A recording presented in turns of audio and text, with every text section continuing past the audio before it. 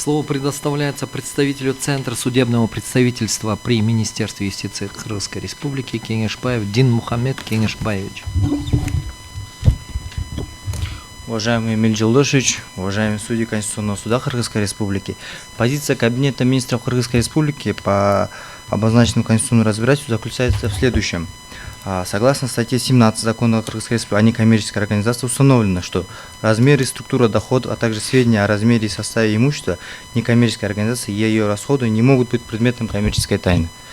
Кроме того, в вышеуказанной статье предусмотрено, что некоммерческая организация, за исключением государственных и муниципальных учреждений, осуществляющая деятельность за счет денежных и материальных средств, предоставленных на безвозмездной основе, ежегодно до 1 апреля размещает на сайте уполномоченного налогового органа сводную информацию за предыдущий год об источниках формирования денежных средств, направленных на их расходные, а также сведения о приобретенных, используемых и отчуждаемых имуществах.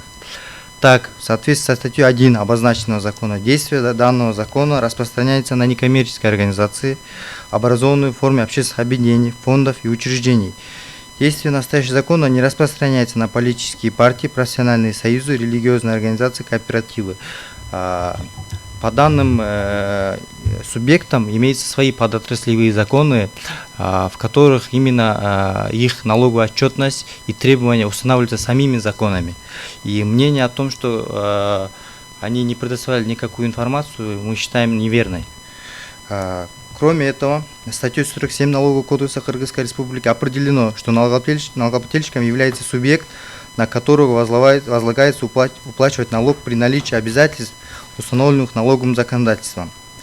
Также, в соответствии со статьей 51 Налогового кодекса Кыргызской Республики, одной из обязанностей налогоплательщика является предоставление налоговой отчетности в порядке и сроки, установленные данным кодексом.